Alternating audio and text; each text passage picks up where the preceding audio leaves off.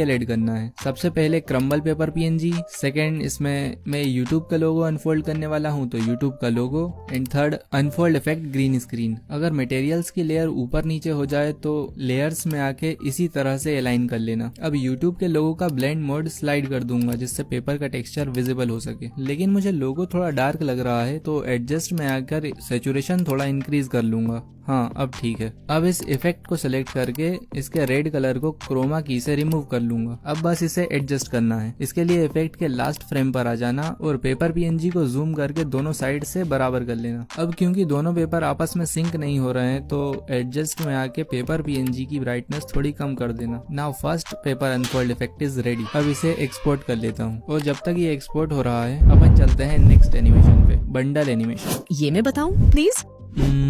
Okay.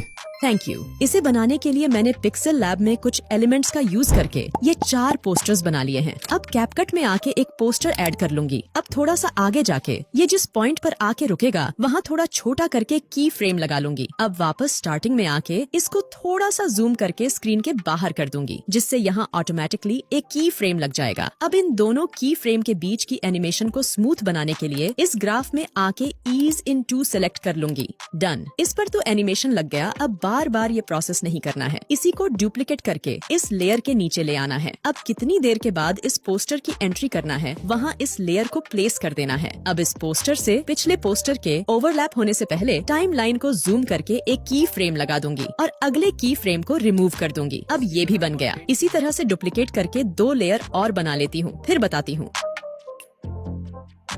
अब बस replace में आके इन्हें एक एक करके रिप्लेस करना है। एंड या बंडल एनिमेशन इज रेडी। अब अपन चलते हैं नेक्स्ट एनिमेशन पे। अब बस करो। अब अपन